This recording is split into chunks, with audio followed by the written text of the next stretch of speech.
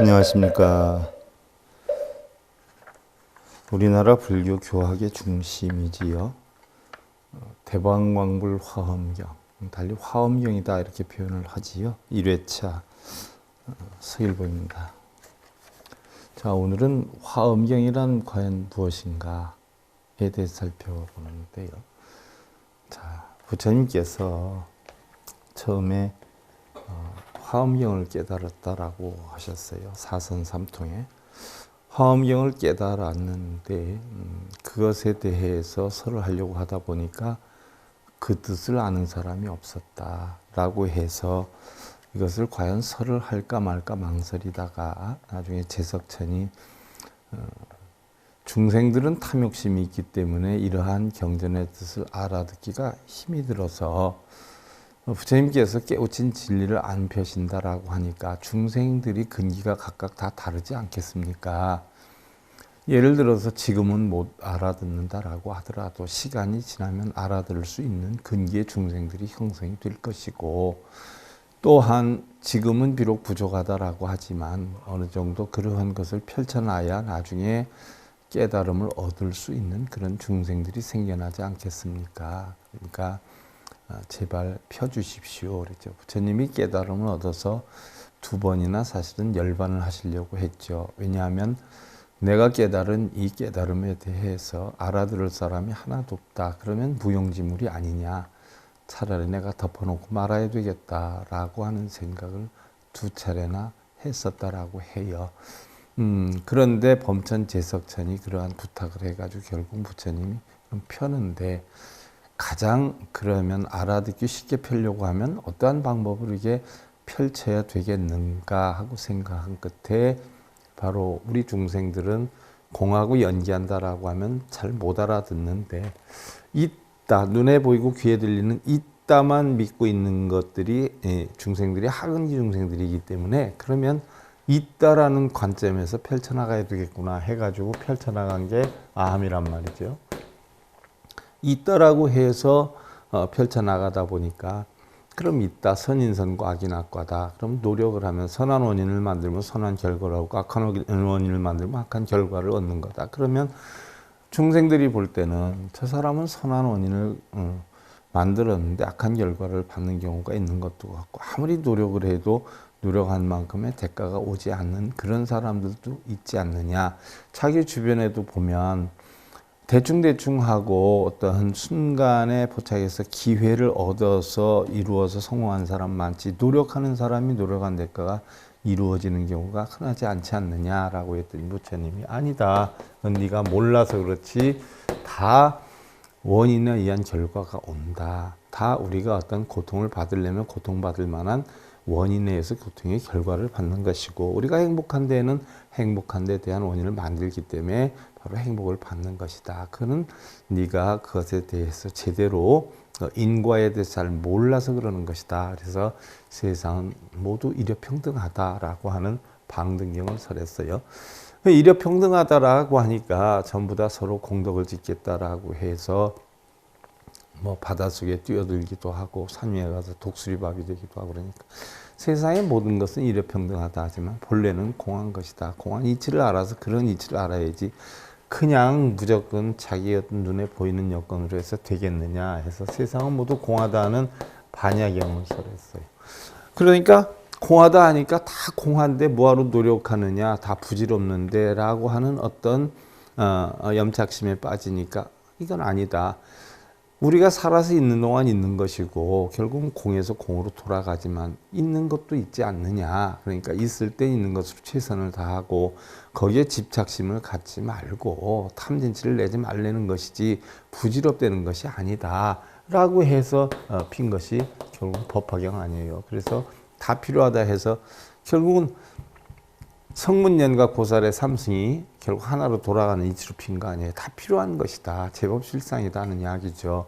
그래서 마지막으로 일생 동안 부처님 피신 열반경을 설했단 말이죠. 결국은 이것이 본래의 화엄을 설했는데 못 알아들으니까 이런 것으로 해가지고 결국은 화엄으로 이르게 만든 거죠. 그래서 부처님의 깨달음을 하나하나 분별로 해가지고 이것을 나중에 중국의 천태종 지스님이 교상판석을 해가지고 분별을 해가지고 결국은 하나의 화엄경으로 다시 돌아가게 만든단 말이죠. 그래서 일가처라. 그래서 화엄경을 본래 깨달아서 가르침을 주려니까 못 알아들으니까 이러한 절차를 밟아가지고 결국 화엄경을 맞추게 된 거죠. 그래서 우리는 화엄경을 달리 표현하면 대방 광볼 화엄경이다라고 표현해요.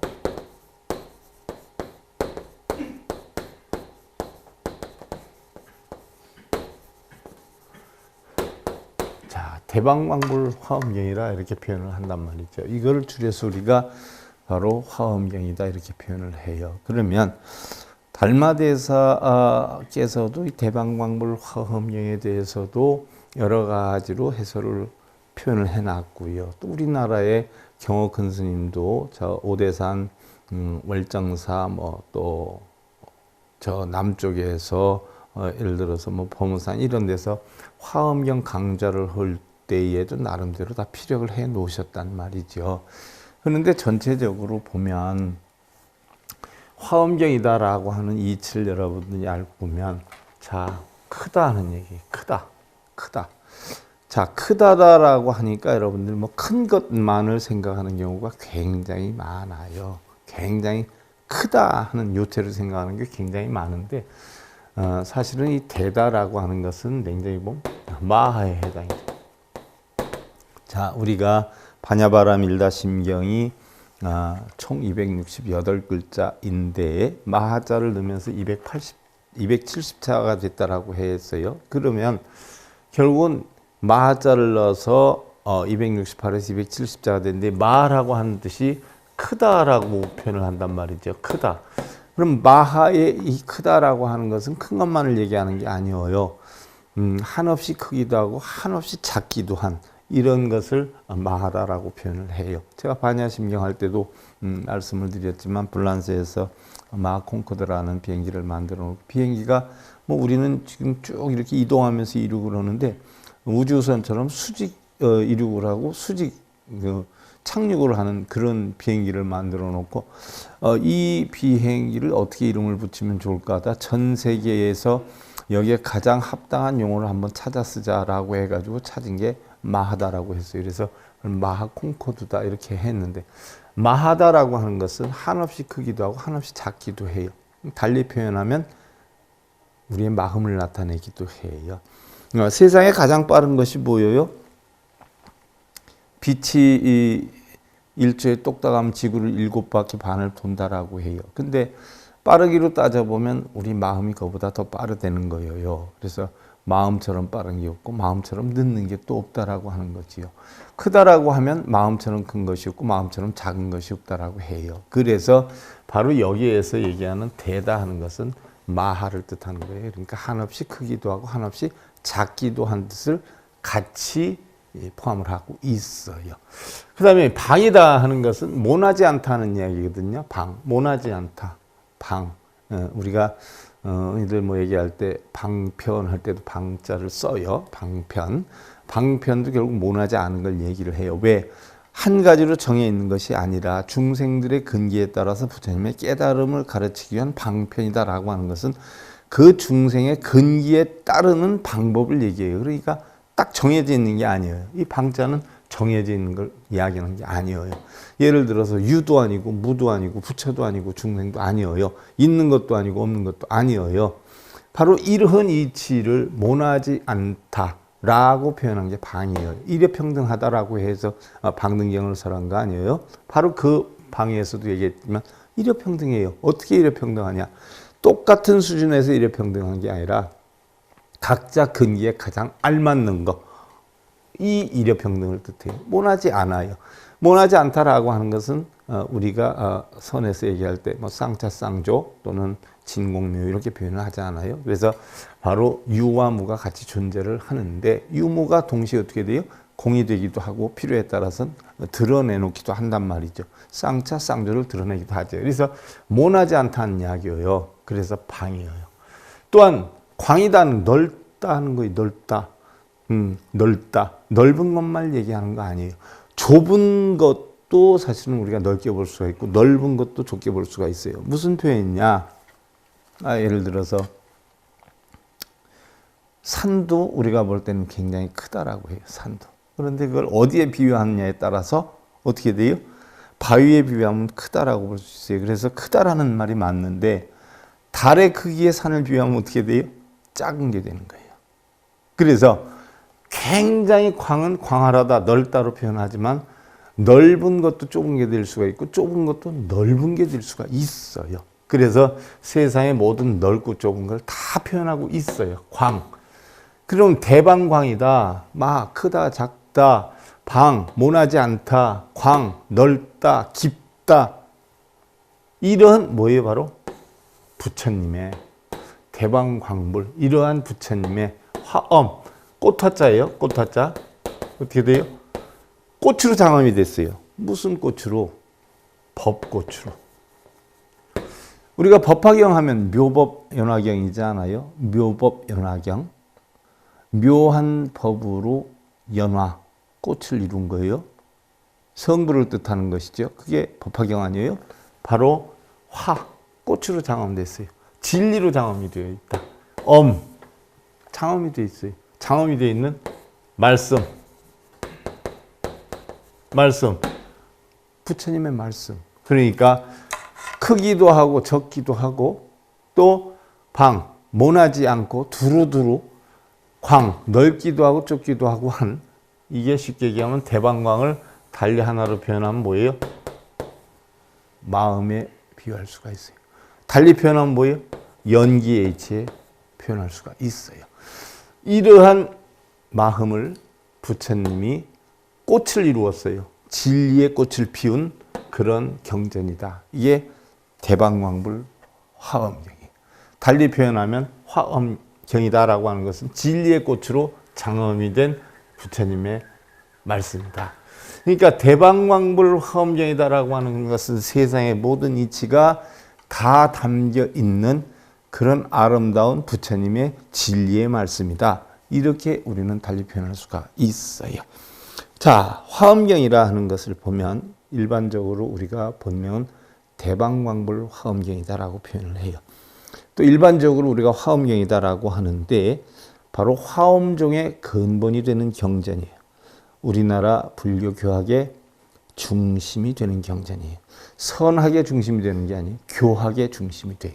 그러면 흔히들 우리나라에서 가장 큰 경전, 위대한 경전으로 선호하는 게 화엄경과 법화경이란 말이죠. 그러면 흔히들 법화경 공부하면 저절로 그냥 깨달음을 팍 얻고 화엄경을 공부하면 저절로 깨달음을 팍 얻어가지고 화엄경 공부를 했다 그러면 대단하게 보는 경우가 많이 있어요. 아니에요. 똑같아요. 아함방등 반야 법화 열반 화엄경 모든 것이 다 똑같아요. 똑같은 부처님의 가르침인데 부처님의 가르침을 핵으로 해서 중생들의 근기에 따라 어떤 걸 비유해서 어떠한 걸 중심적으로 해서 중생들한테 깨달음을 얻게 하기 위한 방편으로 설을 했냐에 따라서 우리가 구분을 해서 아함반야, 아함방능 반야 법화일반 나눈 것이지 화엄경을 하면 대단하고 법화경을 하면 대단하고 아함경을 공부하면 이거 소승경리니까 아무것도 아니고 이런 어떤 착각 속에 빠져 있는 사람이 있다면 큰 문제가 되는 거예요. 자, 화엄경도 우리가 공부를 해서 그 속에 깨달음을 얻어야 되는 것이지 화엄경을 공부했다라고 해서 대단한 건 아니에요. 화엄경이 됐든 법화경이 됐든 전부 뭐예요? 교족이에요. 교족. 바로 교회에 있는 거예요. 교회. 그럼 우리 깨달음은 교회에 있어요? 교회 별전에 있잖아요. 마음에 있지 않아요. 교회 별전에 있어요. 그러니까 이건 하나의 교요요. 그러니까 가르침의 한 부분에 해당이 되는 것이지 화엄경이다라고 해서 대단하고 어마어마하고 승려들이 화엄경 좀 공부했다. 모사찰에서는 살림법회 해가지고 수많은 스님들이 돌아가면서 이 화엄경 하나를 풀어나가는데 보면 참 가짠지도 않죠. 가짠지도 않아요. 혼자 풀어도 아무것도 안 것을 여러 사람이 나누어서 풀면서도 대단한 것처럼 큰 스님이라고 그러고 힘주고 다니고 웃기지 않아요? 그냥 부처님 말씀 적혀 있는 내용인데 거기에서 깨달음을 얻어야죠. 부처님 말씀 적혀 있는 내용을 그걸 뭐 읽어봤다, 거기에서 뭔가 느낌이 있었다라고 대단하게 표현할 수는 없어요. 그러나 우리나라에서 일단 법화경이나 화엄경을 경전의 왕이다 또는 가장 중심이다 이렇게 표현을 하니까 대단한 경전이다 이렇게 생각을 하고, 또 내용으로 들어가 보면 부처님의 가르침이 담겨 있기는 해요. 담겨 있기는 하니까 대단하다라고 하지만, 아무리 대단하다라고 해도 중요한 것은 거기에서 내 스스로 깨달음을 얻어야 되는 것이지, 그 경전을 읽었다 봤다 라고 해서 대단한 것은 아니에요. 뭐 여러분들 뭐 아무리 훌륭한 책이 있다, 그걸 읽었다라고 해서 대단한 건 아니거든요. 그걸 읽고서 느낌이 있어야죠. 깨달음이 있어야 돼요. 거기에서 얻은 것을 자기가 실천을 해야지요. 그래야 자기 것이 돼요. 그냥 이 경전 들고 다닌다고 대단하고, 이 경전 본다고 대단, 그건 아니에요. 물론 대단한 경전이긴 하지만 이 경전을 본다 해서 대단한 건 아니에요. 아무리 경전을 많이 봐도 결국 뭐예요? 교여요, 교. 선이 아니에요.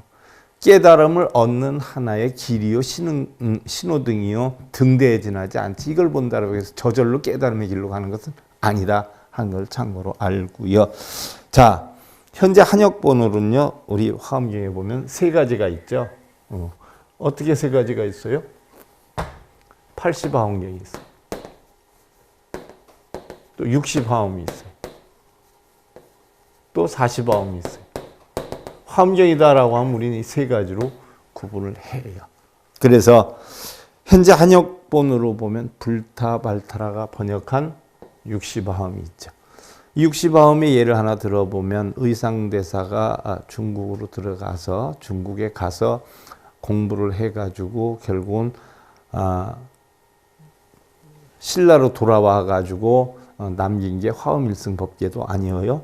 그래서 남긴 게 210글자, 바로 의상조사 법성계를 남겨놨죠. 그래서 의상대사가 공부를 해서 남겨놓은 게 60화엄이에요. 이러면서 우리나라에 처음으로 화엄종이 들어왔죠. 그래서 의상대사가 화엄종을 만들고 화엄경을 설했어요. 영주 부석사에서 그때 화엄종으로 만들어 설했고요. 뭐 강원도 낙산사를 비롯해가지고 약 한 40여 개 정도의 사찰을 화엄종으로 세웠던 것이죠. 지금 뭐 조계종이니 뭐니 하지만 사실은 우리나라 처음 종단이 생긴 것은 화엄종이라고 해도 과언이 아니에요. 이게 뭐 여러 차례 겪으면서 결국은 원효 스님이 통불교를 만들어 놓고 해방하면서 통불교가 됐지만, 해방 이후에 또 종단 종파가 갈려서 지금 370개 종파가 됐지 않았어요? 하여튼 이 당시에 의상대사가 처음으로 이제 화엄종이라는 걸 만들었어요. 중국에서 화엄경을 배워갖고 와서. 그래서 중국에서는 법장 스님이 이 법통을 이어갖고 바로 신라에 와서는 의상대사가 법통을 이어왔다라고 했죠. 이때 또 뭐 의상대사 법성계 여러분들 공부를 하면서 제가 여러 가지 얘기도 해드렸어요. 뭐 심지어 가까이는 갑사에서부터 해가지고 화엄종 사찰이 아닌 데가 거의 없었죠. 이 대표적인 게 60화엄을 우리나라에서 와서 퍼뜨린 분이고요. 그 다음에 이제 실타아난타가 번역한 화엄경이 있죠. 실타아난타가 번역한 화엄이 80화엄이에요. 이것은 화엄경의 모든 것이 담겨 있는 내용이기도 한데, 자, 80권 화엄의 축소판이 60권 화엄이라 그러죠. 그러니까 그것을 많이 줄여가지고 함축시켜서 한 경전이다 이렇게 표현을 해요.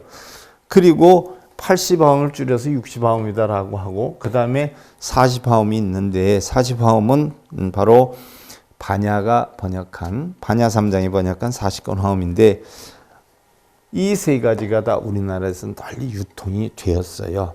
그래서 자, 60화엄이다 하는 것은 7처 8회 자 34품으로 되어 있어요.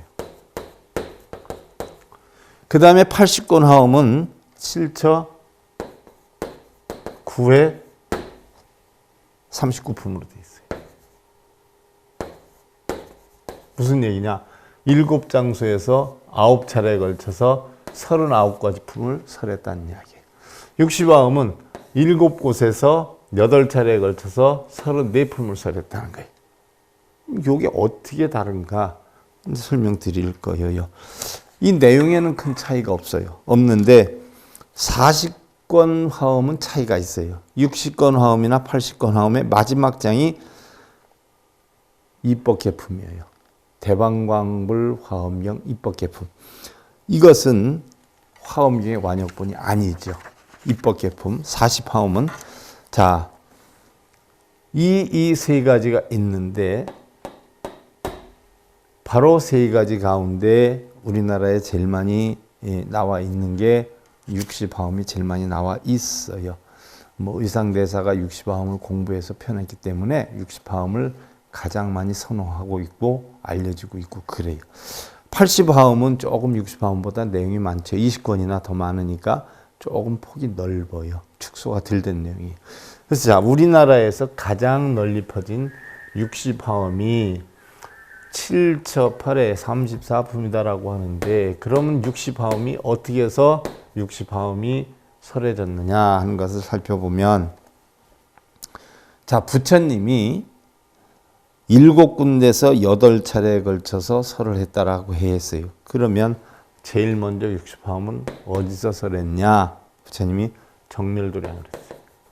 정멸도량이다라고 하는 것은 부처님이 깨우친 도량이에요. 깨우친 도량. 깨우침을 얻은 도량. 그 다음에 보광법당에서 했어요. 그 다음에 세 번째가 도리천에서 했어요. 도리천. 네 번째가 야마천에서 했어요. 다섯 번째가 도솔천에서 했어요. 자, 여섯 번째가 타와자재천에서 했어요.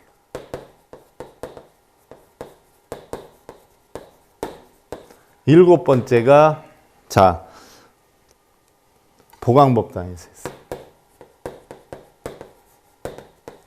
여덟 번째가 바로 중각강당에서 했어요. 자, 그러면 장소는 보광법당이 2번이 들어가요. 8회차에서 보광법당이 2번이 들어가니까 장소는 7군데가 되죠. 7처. 몇 번에 대해서 설했느냐? 보광법당에서 2번 설했지만 총 8회에 대해서 설했어요. 7처 8회에 걸쳐서 그러면 몇 번을 설했느냐? 몇 품에 대해서 설했느냐? 바로 34품에 대해서 설했어요. 7처 8회 34품에 대해서 설했어요. 자, 그럼 잘 살펴보세요. 이 이름이 여러분들 어디라고 생각해요? 우리가 흔히들 3개 28천이다라고 해요. 3개 28천. 욕계, 색계, 무색계. 가운데 욕계는 어떻게 돼요? 욕계는 6천이에요. 탐진치 가운데 탐욕의 세계예요. 색계는 18천이에요. 욕계는 육근의 세계, 안이비설신이. 색계는 색성량 미촉법, 대상의 세계, 육경의 세계예요. 그 다음에 무색계, 정신의 세계예요. 정신의 세계. 그래서 탐진치라, 탐욕을 내는 육근이 탐욕의 근원이 되죠. 그래서 욕계 6천은 탐욕의 세계, 색계 18천은 경계의 세계, 육경의 세계예요. 육근이 육경을 보고 탐욕을 내세요. 마음이 형성이 돼요. 그래서 이 무색계는 정신의 세계 4천이에요. 무색계 4천. 욕계, 색계, 무색계를 합쳐서 28천이다라고 해요. 그러면 자, 색계는 경계의 세계라고 그랬어요. 색성량 미촉법의 세계예요. 그럼 부처님이 거기에 대해서 본문할 수가 있어요? 색성량 미촉법을 알아들어요? 색성량 미촉법에 대해서 알아들어요? 색성량 미촉법이 부처님 말씀을 그러니까 거기에 대한 법문을 못했어요. 무색계 정신, 이 정신은 어떻게 돼요? 육근이 육경을 부딪혀서 일어난 마음덩어리에 대해서 부처님은 설하지 않았어요. 그럼 어디에서 설을 했냐? 욕계에서 설했어요. 욕계. 욕계 6천이 어디예요? 따져보면 사천왕천, 그죠? 도리천, 야마천, 도솔천, 화락천, 그 다음에 타화자재천. 욕계 육천이 바로 뭐예요? 사천왕천, 도리천, 야마천, 도설천, 화락천, 타화자재천. 이걸 욕계 육천이라고 해요. 그러면 욕계 육천 가운데 잘 보세요. 여기 보면은 사천왕천은 없어요. 왜 사천왕천은 없어요? 사천왕이 이미 부처님의 진리에 귀의를 한다라고 했기 때문에 여기는 설할 필요가 없어요. 그 다음에 설한 데가 어디? 도리천에서 설했어요. 도리천. 처음에 깨달은 정멸도량, 그 다음에 보광법당. 여기는 육지여요. 땅이 지상이여요. 천상으로 올라가서 천상의 도리천. 또 야마천. 또 도솔천. 또 타화자재천. 화락천은 이미 화락이 들어있는 세상이니까 탐욕에 빠져서 번뇌하는 세상이 아니다라고 하니까 부처님은 육천 가운데 사천왕산 빼고 화락천 빼고 도리천, 야마천, 도솔천, 타화자재천에서 편계, 우리 눈, 귀, 코, 혀, 몸뜻의 세계에서 부처님의 진리를 편계, 이게 화엄경이에요. 아주 결론 간단하죠. 육계, 색계, 무색계 가운데 욕계, 육근으로 작용하는 그 육근의 작용의 가르침을 주기 위해서 편계 화엄경이에요. 아주 간단하지요. 너무 간단해요. 그래서 바로 자 여기에서 2차, 3차 법문을 도리천에서 했는데 낮은 단계에서부터 올라가죠. 도리천, 야마천, 그 다음에 도솔천, 그 다음에 화락천 빼고 타화자재천. 이렇게 되지 않아요? 이게 바로 뭐예요? 화엄경의 내력이에요. 그래서 우리 눈, 귀, 코, 혀, 몸뜻을 다스려가지고 공하고 연기한다는 이치를 터득해야 해야 된다 하는 게 화엄경의 가르침의 핵이에요. 결국은 세상의 모든 번뇌는 어디서 일어나요? 육근에서 시작이 돼요. 육근에서. 육근에서 시작이 되는데 육근이 왜 시작을 해요? 육경을 보고 대상을 만들죠. 그래서 번뇌를 해요. 이래서 모든 번뇌가 시작이 돼요. 고통이 시작이 돼요. 이 이치를 부처님은 화엄경을 빌어서 중생을 이끌기 위해서 설을 한 거예요. 깨달음을 얻어서 설을 한 거예요. 자, 이 8회차 중에 보광법당회가 2번이 있기 때문에 7처 8회가 되고 80화엄의 경우에는 어떻게 돼요? 보광법당회가 3번 있어요. 3번. 그래서 7처 9회가 되는 거예요. 7처 9회 39품을 설했어요. 이게 80화엄이에요. 80화엄은 보광법당이 3번, 보광법당에서 3번 설했고 60화엄은 보광법당에서 2번 설한 거예요. 그래서 7처 8회 34품, 60화엄은 80화엄은 7처 9회 39품이 형성이 돼요.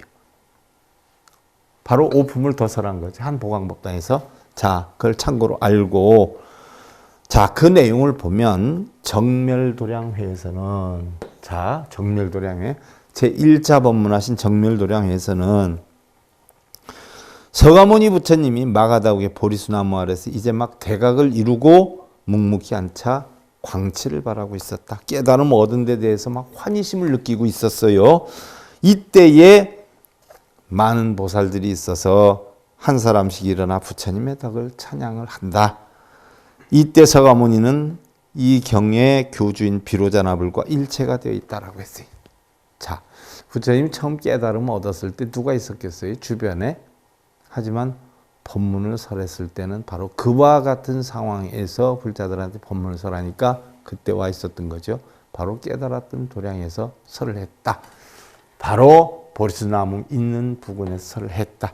두 번째 보광법당에서는 바로 서가모니가 자리를 옮겨서 보광법당의 사자자에 앉아서 넓고 큰 사자자죠. 문수보살이 먼저 고진멸도 사제법을 설한 뒤에 자, 제가 지난번에 그전에도 의상조사 법성계니 보현행원 법 설할 때에도 충분히 설명을 했어요.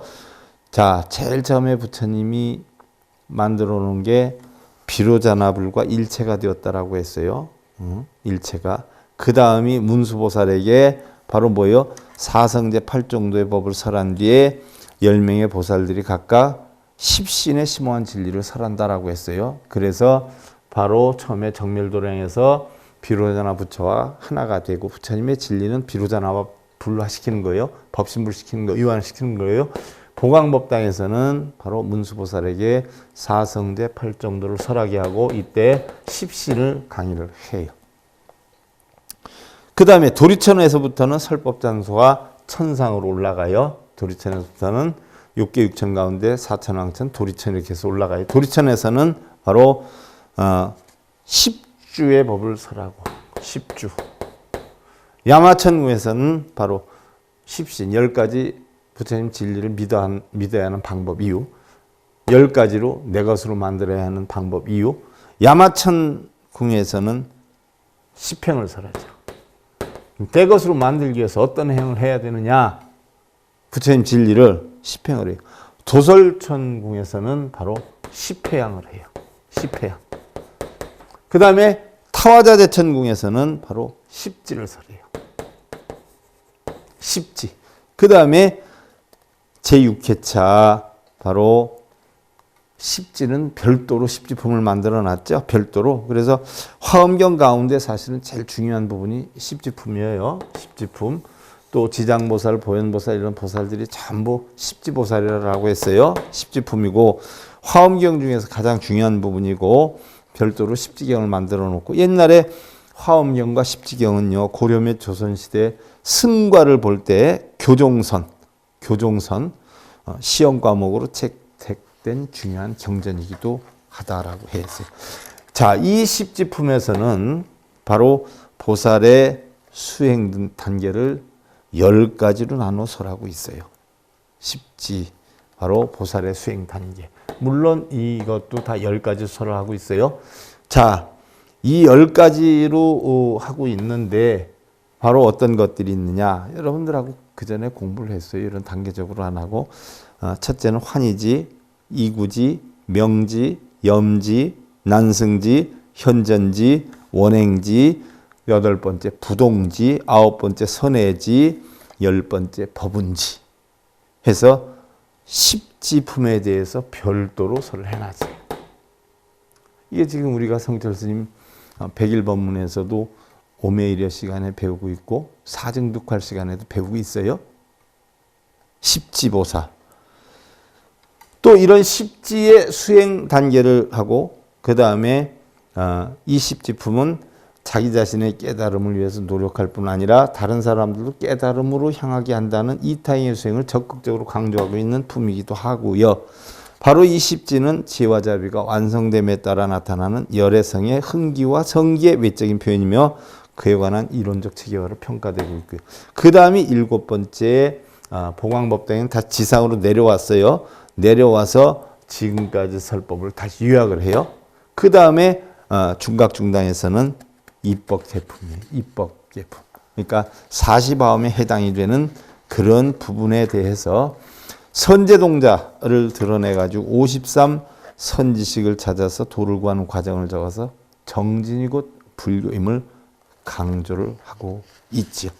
선제동자가 53 선지식을 만나는데 과연 어떤 사람들을 만나는가 하는 부분, 또 우리가 지금 전체적인 뼈대를 한번 살펴봤어요. 다시 한번 보면 정렬도량에서는 비로자나를 법신화시켜서 자기와 동일시 만들어 놓고, 보광법당에서는 문수 등량해가지고 사성제 8정도를 설하고 십신을 설했고, 도리천에서는 10주, 야마천에서는 10행, 도솔천에서는 10회양, 타화자재천궁에서는 10지를 설했고 10지품에 대해서 별도로 형성이 돼 있다라고 했고, 보광법당에서 다시 이걸 총 요약을 했고, 중각강당에서는 40화음의 보현행원품을 설했다라고 했어요. 그래서 오늘은 여러분들 요것만 알면 대방광불 화엄경 뼈대는 다 구축이 돼요.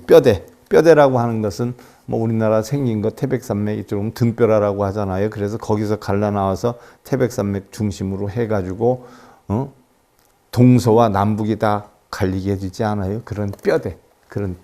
그래서 화엄경의 뼈대, 요체.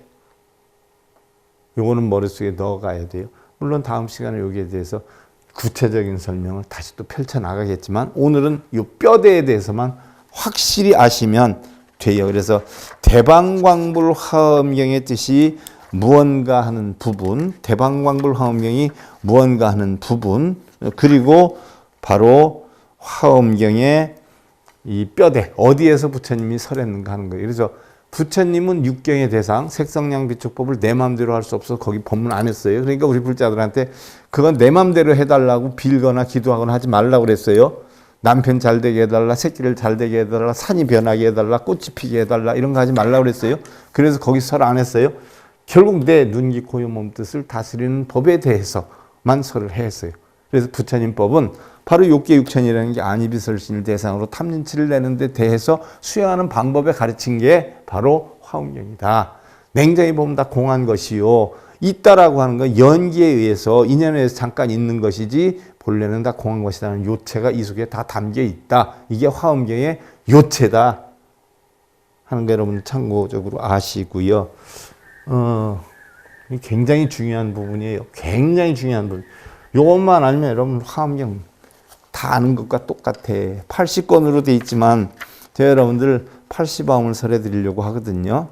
이왕이면 그 요체가 여기 다 담겨 있다 하는 거 여러분들 참고로 아시고요. 대방광불 화엄경 제1회차 서일봉이었습니다. 감사드립니다.